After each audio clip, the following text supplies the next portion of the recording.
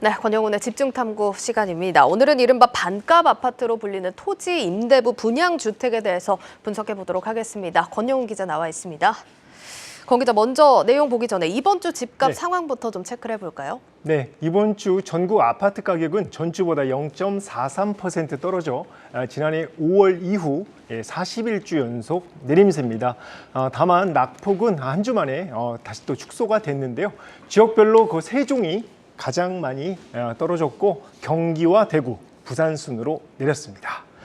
자, 서울 아파트값 보겠습니다. 이번 주 서울 아파트 가격은 전주보다 0.28% 떨어져 38주 연속 내림세입니다. 전국과 마찬가지로 한 주 만에 낙폭을 다시 줄였는데요. 금천구가 가장 많이 떨어졌습니다. 그리고 강서구와 관악구, 도봉구 순으로 내렸습니다. 시중금리 인하 그리고 대출 규제 완화 조치로 거래량이 소폭 늘어났는데요. 그렇지만 급매물 위주로 저가 거래만 이루어지고 있어서 하락세가 이어지고 있다고 한국부동산원은 분석했습니다. 이와 함께 부동산원은 월간 주택가격 동향 조사 결과를 발표했습니다. 1월 전국 주택종합 매매 가격은 1.49% 떨어져 이렇게 쭉 하락세가 이어지고 있습니다. 다만 지난해 6월 이후 줄곧 낙폭을 키웠다가 7개월 만에 낙폭이 다시 좀 줄어들었습니다. 규제 완화 조치죠. 13 부동산 대책이 시장에 영향을 미친 것으로 부동산원은 분석했습니다. 예, 집값 상황 체크해봤습니다. 최근에 분양시장 보면은 민간 분양 같은 경우는 청약률이 저조해서 미분양 우려가 더 커지고 있는 반면에 정부가 새롭게 선보인 공공분양이죠. 뉴홈 같은 경우는 인기를 더 끌고 있다고 합니다. 주변 시세보다 70%가 싼 분양가가 바로 그 비결인데 이보다 더 저렴한 뉴홈이 이달 말에 출시한다고 합니다. 이른바 반값 아파트로 불리는 토지 임대부 주택 그 주인공입니다. 이 내용 자세하게 살펴보겠습니다. 권 기자, 이 토지 임대부가 11년 만에 분양시장에 등장하는 거라고요? 네, 맞습니다. 그 토지 임대부 분양주택은 쉽게 설명드리겠습니다. 공공이 땅을 소유를 하고 건물만 분양을 하는 것을 말하는데요. 토지에 대한 소유권이 없어서 토지 임대료를 내야 하지만 그러니까 건물만 분양하기 때문에 분양가가 저렴하다는 게 가장 큰 특징입니다. 주변 시세보다 절반 이상 싸서 이른바 반값 아파트라고 불리고 있습니다. 앞서 2012년 보금자리 지구죠. 서울 강남권에서 그 주변 시세의 그 3분의 1 정도의 가격으로 분양을 했는데요. 분양을 했습니다. 그런데 이 건물 가격이 최고 7배까지 올라서 집값 안정 취지가 퇴색됐다. 그래서 정부는 이제 매각을 할 때 LH에 무조건 이제 환매하도록 이제 법을 바꿨습니다. 그러면서 이제 토지 임대부 주택이 이제 사실상 이제 시장에 잊혀졌습니다. 현재 그 정부와 여당은 수분양자가 전매제한 10년 뒤에는 개인 거래가 가능하고 그리고 시세 차익 100%를 가져갈 수 있도록 하고 그리고 임대료를 조성원가에서 시세보다 낮은 수준으로 바꾸면서 이런 내용의 어떤 주택법 개정안을 지금 추진하고 있습니다. 자, 오늘 소개할 단지가 바로 고덕 강일 3단지인데요. 11년 만에 선보이는 토지 임대부 주택입니다. 전용 59제곱미터 500세대로 분양가는 3억 5,500만 원, 월 임대료는 40만 원입니다. 오늘 27일 특별 공급을 시작으로 사전 예약을 받는데요. 서울 동남권인 강동구 한강변에 위치해 있고 교통 등 입지가 우수한 편입니다. 특히 그 주변 아파트 같은 평형 시세가 8억 원 정도 하고 있는데요.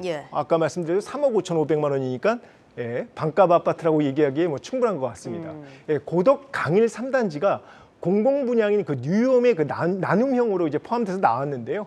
그러다 보니까 이제 분양가의 80%를 최대 5억 원, 최장 40년에 그 3% 이하의 그 저리로 빌릴 수가 있어서 초기 자금 부담이 낮습니다. 다만 앞서 말씀드린 대로 월 40만 원이죠. 매월 그 임대료 부담이 있고 현행법상 그 시세 차익은 일정 부분 그 LH에 귀속된다는 점은 유의할 필요가 있겠습니다. 자, 여기서 제가 이해가 안 되는 지점이 있습니다. 아직 그런 법이 개정이 안 됐는데 왜 이게 벌써 시장에 나왔을까요?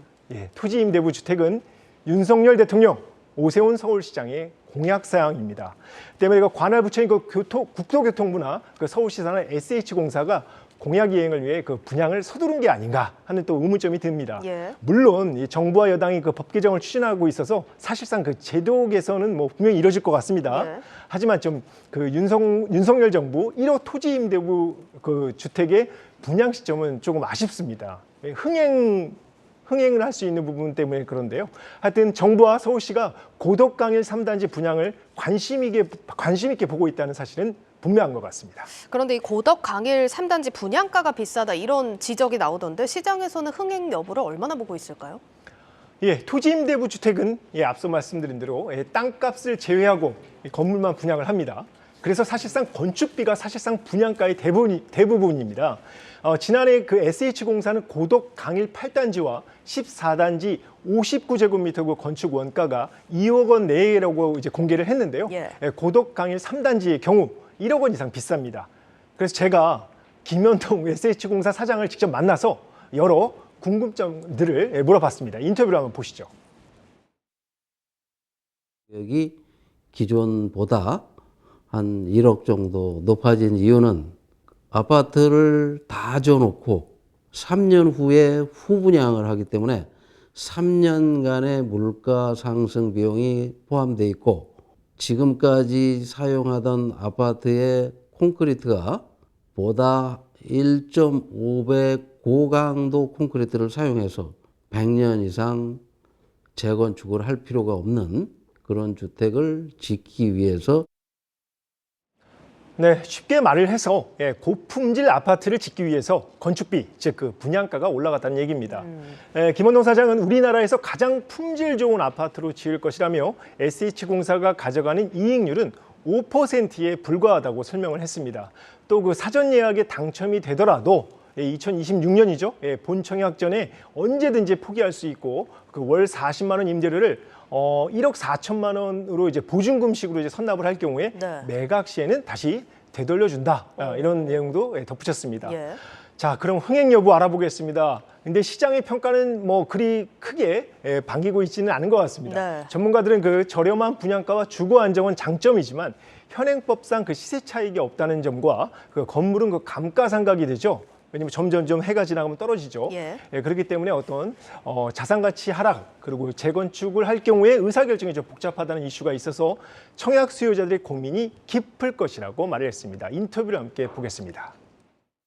토지 임대부 주택 자체가 굉장히 생소하고 소유권에 대한 부분들이 토지 소유권이 없다 보니까 여기에 대한 사실 실제 청약을 해 말어 여기에 대한 고민들이 들어가다 보면 흥행은 좀 어려울 것으로 좀 판단이 되고요.